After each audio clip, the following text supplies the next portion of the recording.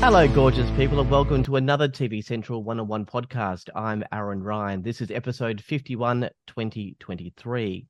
Bay of Firesthe is a new dark comedy drama thriller coming to ABC on Sunday, 16 July 2023.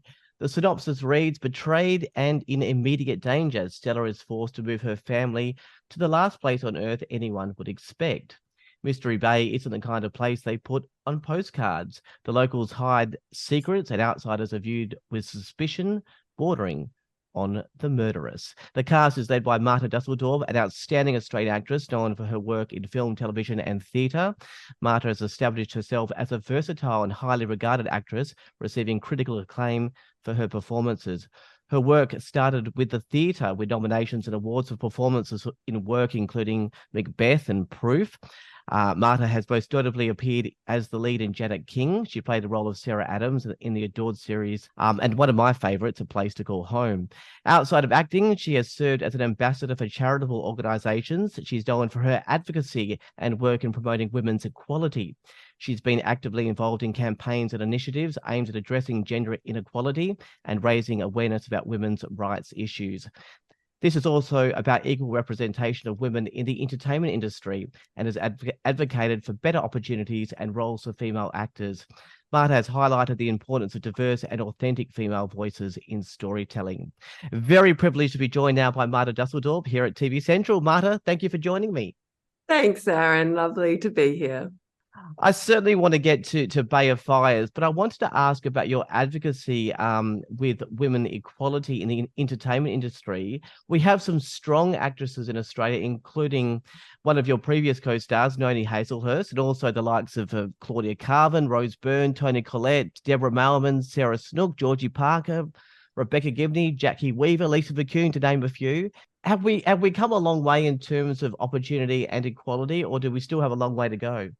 Well, I think we are certainly taking the reins into our own hands. I've been incredibly inspired by all of the women that you mention and watched them through my career, and occasionally have the privilege of working with them. So I take those times to really sit and have a chat. What do we think needs to happen next, and so on. There's a name that's been left off that list, Kate Blanchett, of course, who is an incredible mentor and someone who I just see taking the narrative into her own hands and really on the world stage, doing us Aussies proud. So, yeah, I think especially when you create and produce your own work, you really get a sense of what the possibilities are. So this recent experience of Bay of Firesthe, where I got to sit at the table the whole way through, has shown me that anything is possible, and you can show complex women on screen who are 50, and hopefully they're still really entertaining and engaging. I mentioned your advocacy work. What does that mean in the practical sense? What are you actively involved in within that space? Yeah, I'm not quite sure where that label came from. I've just always lived my life authentically and as a woman. So I speak up, I suppose. I fight more for Australian stories. That's really my thing, because, you know, we have much lower budgets, much lower audience numbers. And so we're in the English speaking world as well, so we can get consumed by the American and British content.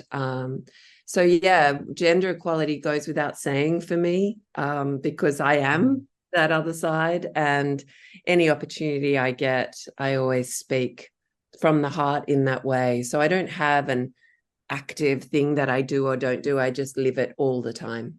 About equality, when looking at the Gold Logie in Australia, I mean, I'm just using that as one form. 9 out of the last 12 wins have been men. Why do you think the spotlight and recognition continues to focus on men? Well, I have to say some of those guys are extraordinarily talented, so I wouldn't like to sort of take it away from those individuals who win the Gold Logie. Some of them, you know, I'm not quite sure, but I think the nominations this year are really fabulous. Lee Sayers is up there, Julia Morris, if I'm right. Who else? Do you have the list there? I was there when they read it out and I thought, oh, that's fun. So I think, awards are getting there, I guess. I mean, I've always been in the female category, so there's always been a plethora of amazing women who are far more deserving than me. And I've never won a Logie. I think I've been nominated 9 times. Yeah. So I'm hoping this year's my year, Aaron. No, I don't think so, because Kate Mulvaney's up and she was just spectacular in the 12. But I think, it's really important that we continue to get behind female-led projects and watch them and engage in them and see what women want to say about women, I suppose. I take also inspiration from Reese Witherspoon and Phoebe Waller-Bridge and Michaela Cole. If listeners haven't seen their work, it's definitely worth getting on those as well, because they are very strong, very clear, strides towards equality and female storytelling. Well, actually, I did want to ask you that, who inspires you within the equality movement, and who's doing well. So I guess those names, and maybe and family as well, or anyone else that inspires you. Always. My mum, my grandmother were both full-time workers. I remember when my grandfather was taken as a prisoner of war and my grandmother was shoved into the working spotlight, having been told it really wasn't something for her. So she ended up working in the hospitals while all the men were off fighting. And when her husband came back, I think he was 35 kilograms or something, and he'd been marched across Indonesia by the Japanese. Wow. Back in those days. And then she, really was a stand-up for me as I grew up. She was very active in community, but also at home. I watched The Balance. And then my mum was a full-time worker. She's retired now. So, I was often alone at school waiting for her to turn up because she had meetings and so on. And so, again, the priority was always about balance. So as I've been a mom, I've really felt that working wasn't a bad thing and not taken any shame from that. Sometimes a bit of guilt, of course, as you do as a mum, but I think that's just normal. In terms of change, I mean, change certainly has to occur within the industry, but as consumers of content, is there anything organisations outside the industry and indeed the general viewing public can do to support the advocacy for strong female opportunities within the entertainment industry? I think it's just turning up. Like I mean, if people tune in to Bay of Fires, we get to make another one. Yeah. So it's quite a simple equation.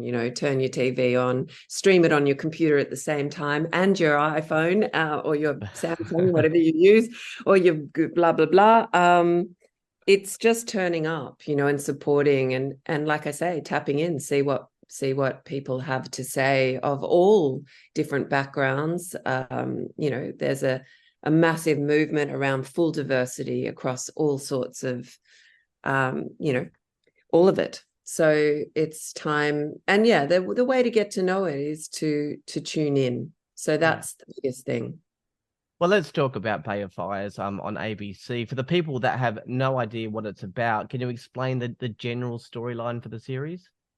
Well, you did. You read it out. It was marvelous. A woman who's thrown into an unlikely situation and slowly realizes it's much worse than the thing she's running from. She's got 2 kids in tow and a life she's left behind. So I live in the extraordinary in Lutruwita, Tasmania, and I was here during the pandemic and the borders were closed. So I had a chat with Mr. Andrew Knight, who created the original Sea Change, wrote on Jack Irish for 9 years and was a creator of that. And also I did After the Deluge with him. He also wrote on Rake, obviously, Hacksaw Ridge, Water Diviner, and so on. So I said to him, I think I'm living in one of the most beautiful places in the world. And I think a series set here, especially on the west coast of Tassie, that not a lot of people know about, could be really exciting. So we wrote for 1.5 years and created with Max Dan, who he wrote Spotswood with, which is a great Australian film. Haven't seen it. And we shot it within 1.5 years of the first idea. So it's a as you said, crime, thriller, comedy. And the way we talk about it is it's like Ozark meets Fargo meets Schitt's Creek. So it's a new tone for Australian TV, we hope. And we really tried to engage with what it is to be in a small community and what are the pluses and the minuses. And who do you become if you're taken out of your comfort zone? Who you should have been or someone else entirely? Yeah. I was going to ask how you would, I mean, you've mentioned a bit there, but how you describe the tone of the show, because I was thinking dark, comedic, slightly absurd, maybe a thriller, surprising, unexpected, or is it all of the above? I hope so. I mean, you've seen it 3 eps, Aaron. What do you think? Oh, look, it's so different. It's just not, and I think that the plot, you think that it's going in one way, and you think, okay, at least I know that I can trust these one or two characters. But then after 3 episodes, I'm not sure that I could trust those two either. So it's going in all different directions. Right. Well, that was our intention, was to keep it really engaging, and hopefully you fall a little bit in love with certain characters. And I think that'll be different for everyone. We've got this incredible ensemble cast that are old mates of mine from the theatre, from film and television. And when we sent out the scripts and made the offers, the actors came back within a couple of days and just said, yes, please, I'd love to jump on board. This is so exciting. And then they brought so much more than what we could have hoped. So it feels really whole and full. And that was the experience I wanted to give the audience over winter when they're sitting at home Sunday nights at 8:30. Well, in terms of that cast, I mean, what an ensemble. Some names: Stephen Curry, Pamela Ray, Bob Franklin, Nicholas Bell, Ros Hammond, Matt Nable. I'm guessing it was an extra bit delicious for the team to be in a series where they're playing such, I'm not sure if this is the right word, but kooky characters, if that's the right word. Is it fun playing, characters that are just completely outside of yourself?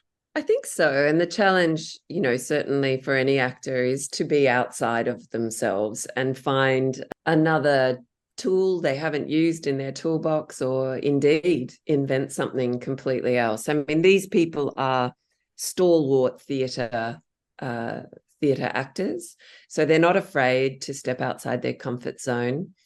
We also had Rachel House, who I actually, with Andrew and Max, wrote the role for. So I think she's such a stunning actress. For those who haven't seen her work, you should check her out. And also Yale Stone joined us, as you would have seen without giving anything away, who is a dear friend of mine. So she hopped in as well. So I've worked with Pamela Rabe for probably about 30 years now. We did Paradise Road back when I was 19. And that's where I first met her. And then we did the Actors Company together with the Sydney Theatre Company.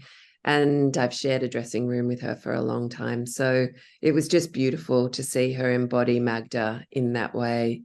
Ros Hammond, also so delicious. And the beautiful Matt Nable, who I'd just done the 12 with, actually. And I was sitting on set and I thought, he'd be a marvelous Thaddeus. So I invited him. And then we've got some new faces, which I'm particularly excited about. Imi Medella, who plays my son Otis, and Ava Karafalitis, who plays Iris. So they're my kids, and I just loved playing with them as well. I actually was just going to say special mention to your two children in the series, Otis and Iris. Ava, who plays Iris, is way beyond her years, isn't she? Should we be expecting another strong female lead in the future? I think so. I think if there was ever a next one to watch, it's this gorgeous being.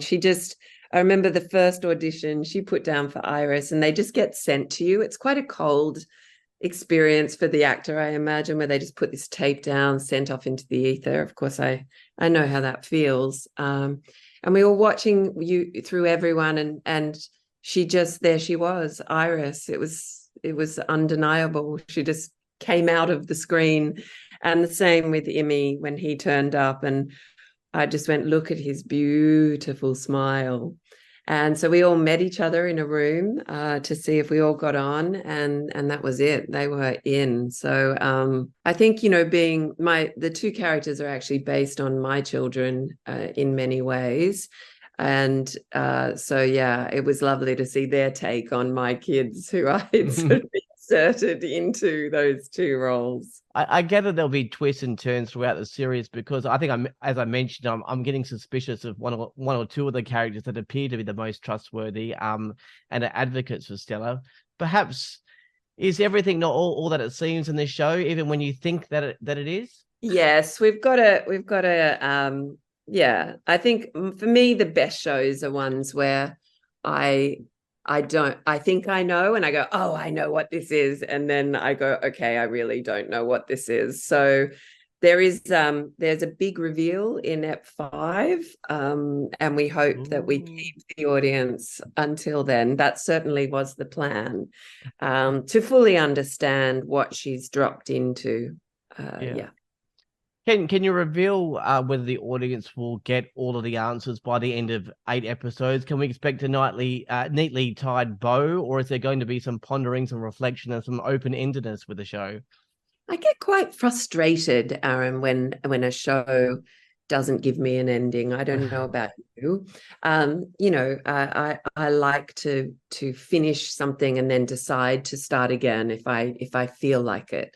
So we've satisfied that itch, because I think as much as we have plans in our mind, if we were lucky enough to be able to have another stab at it, I do want the audience to sit there satisfied.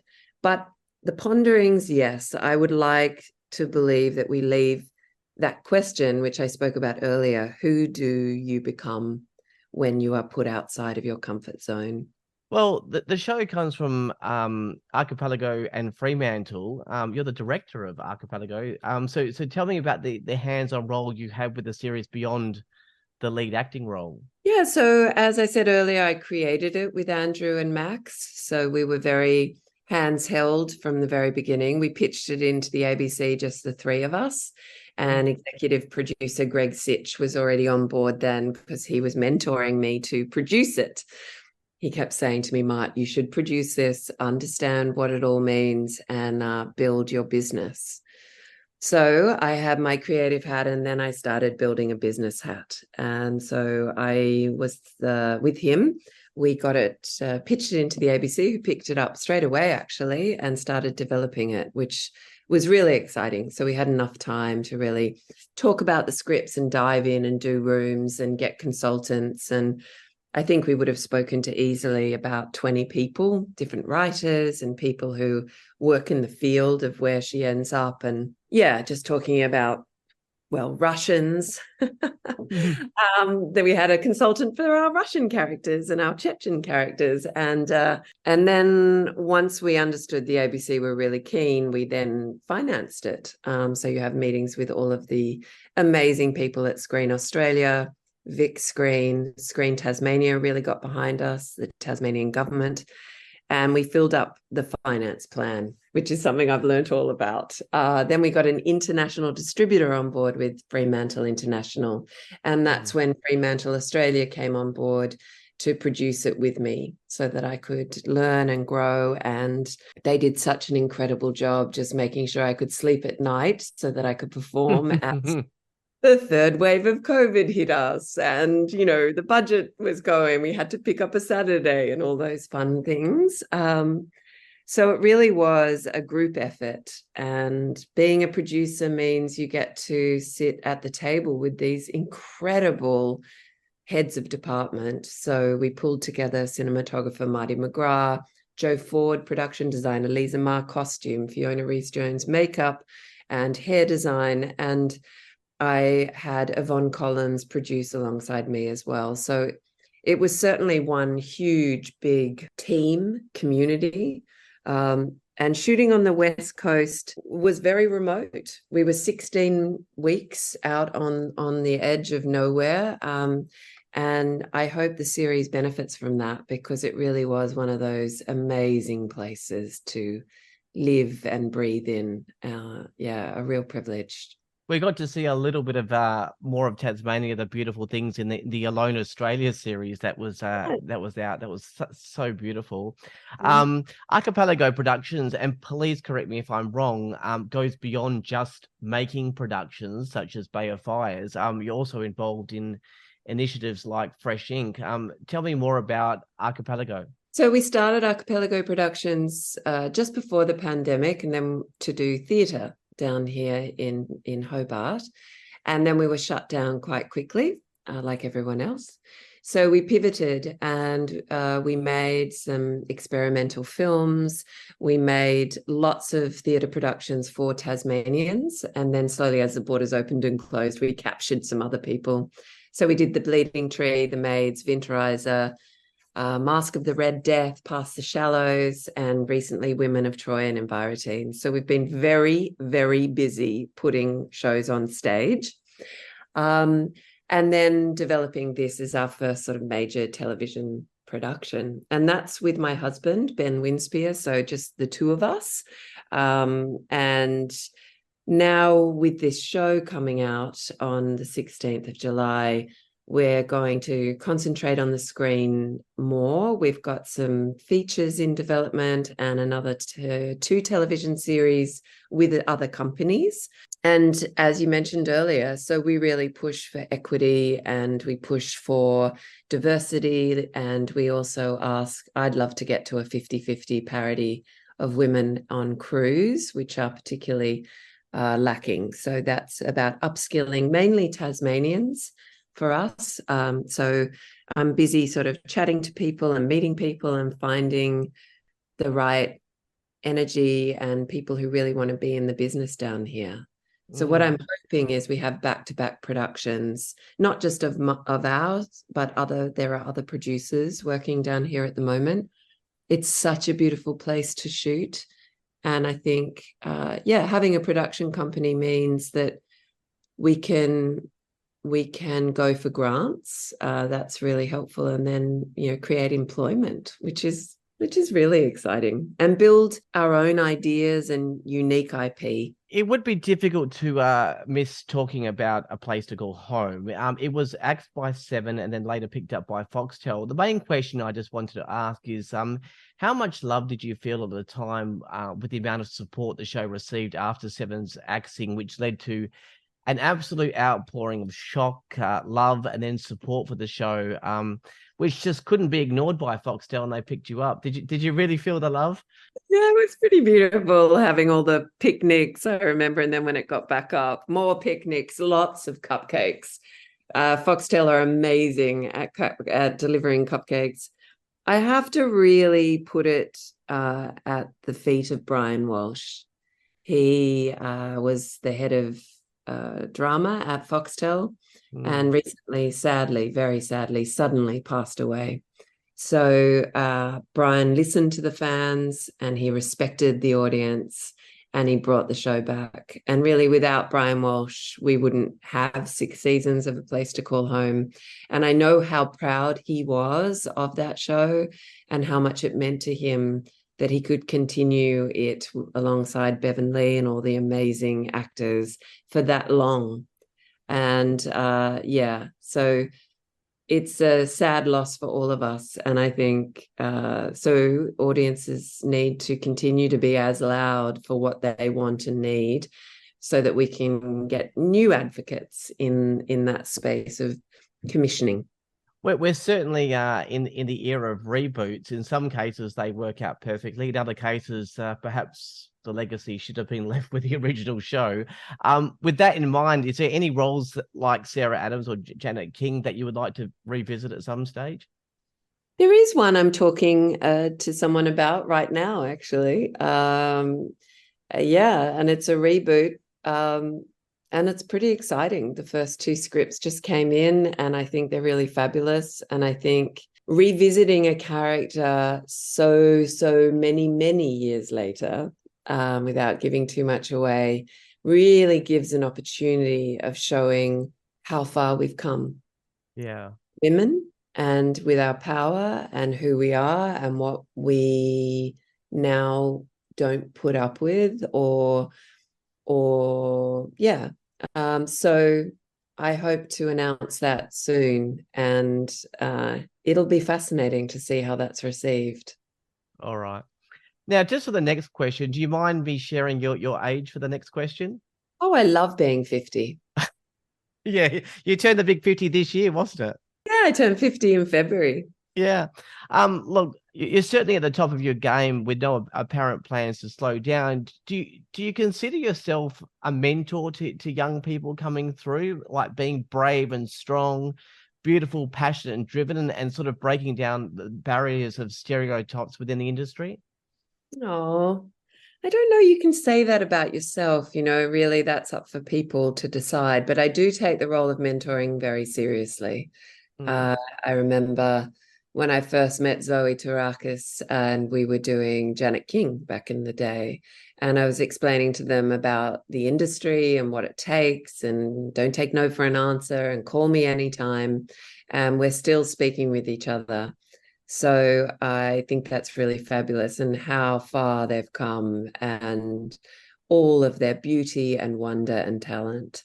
And alongside with the archipelago, we've found a couple of women down here, Tasmanian women, who are really strong and fabulous. So I'm mentoring them as well. And that's as much about making sure they can get to the people that they need to get to speak around whatever they might need. So connection is a really big part of mentoring, as well as turning up. I'm part of a mentor scheme down here that Artology are running, and I just had my first mentoring session, which was basically us just sitting there and gas bagging. And yeah, I think mentoring is about listening. What does someone need? Everyone's individual needs are so different. And also when I do a play or indeed television, I'm available and there for whatever people need. So yeah, I think as long as everyone comes to the table to talk about stuff, and when things come up, I think it's really important to be inclusive, even of the people that you think might not understand you. And that way Mm. people learn and grow quicker and together. Just that theme of the over 50s thing. There wasn't always strong roles for over 50s, but with the public broadcasters and streaming platforms not necessarily focused on advertising and certain demographics, are you encouraged by some of the work that is getting out there? Like, for example, one of my favorite series, The End, with Noni Hazelhurst, just embracing being a woman within the retirement village, and Heather Mitchell and Hugo Weaving showing there's actually passion and sex for the over 50s and 60s in Love Me. Are you encouraged by some of these productions? Definitely. And I think, I was in Paul Cox's Innocence, which was about Bud Tingwall and, oh my goodness, I'm having a blank with her name, most extraordinary actress. Anyway, it's a long time ago now, but that was about them meeting on a railway platform. They were both in their he was in his 70s, she was in her 60s, and, they make love in the movie. It's so Mm. beautiful. I think Gina Davis has shown statistics that prove that having older women in the lead creates big box office. So Yeah. there is a drive for audiences to see that sort of thing. And I I am very encouraged. I did notice my roles drying up, though, if I were to be completely honest. And part of me was driven to create my own piece because of that. I thought, oh, this could get really lean and really quickly. And because I never went to America to work there, I thought, oh, that's even more dangerous, because people don't see you necessarily as box office hit material. So the two things did motivate me. Look, you have two beautiful daughters, Grace and Maggie. I'm picturing two girls that are bold, full of opportunity and passion. Have your own passions of equality and being a unique, strong woman filtered down to your daughters? Oh, they teach me. They know everything. Sometimes they're like, oh, mom, it's not like that anymore, no, you don't have to, mom, no, the young women of today are well versed, and there is much language now to help them walk a very steady line. So it's quite the opposite. They inspire me to be strong and bold and fearless every day. And have they taken the creative gene from their parents? Well, they have actually. Grace is an incredible writer. She often gets published, her poetry and short stories. She's written a play and she directed it at school. And Maggie is really artistic. So she makes these amazing objects and jewelry. And both of them have been extras on they started on A Place to Call Home, actually. They're in a couple of those seasons in the background. And also they used to help Lisa Ma, who is a costume designer of that as well, hand out jewelry and just generally be a hand, because I said, you're not allowed to be on set if you're in the way. So you've got to help. So I had them up on the West Coast, and Grace has read all of the scripts. She gives me notes on the young characters and says, no, that's not what they would say. And she would be feeling this now. And wow. So it's quite a resource as well. I keep them busy. All right, and finally, just back to Bay of Fires. Well, I'm just interested to know what made you go outside the box, because there is safer mainstream choices that that have a stronger chance of success. A dark comedy thriller like Bay of Fires is certainly a risk, particularly in the 8:30 slot on Sundays for the ABC.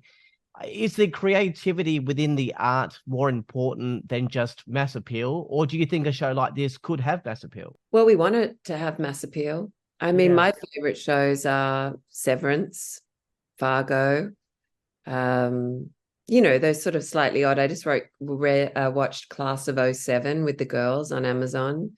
I really love shows that challenge me and entertain me. And I have to say, Andrew Knight has been writing television for well over 50 years. And he very rarely gets it wrong. So I really felt very lucky to be in his presence and Max Dan, and building this very complex, I think deeply engaging show. So I hope for the audience that they see that it's something to really feed on and enjoy. That was certainly the intention. Yeah, well, look, it's certainly not Janet King or Place to Call Home, but for fans of good storytelling and creativity and twisty plots, 3 episodes in for me, it's a great show, and I wish you all the success. Thank you also for being a strong advocate, mentor, and inspiration for all those that want to pursue a future in the arts, and particularly women who are inspired by everything you do. And being a director of a company as well, it's the business end and the mentoring and all that. That's awesome. And thank you for joining me at TV Central, Marta. Thank you so much. That was delightful. All right, that was Marta Dusseldorp, lead actor on the new ABC series Bay of Fires, which can be seen on ABC and iView from Sunday, 16th of July. That's it for this podcast. For all the latest news, streaming options, television guides, ratings and podcasts, head to TV Central at tvcentral.com.au. But for now, I'm Aaron Ryan, and thank you to Marta Dusseldorp. Bye for now.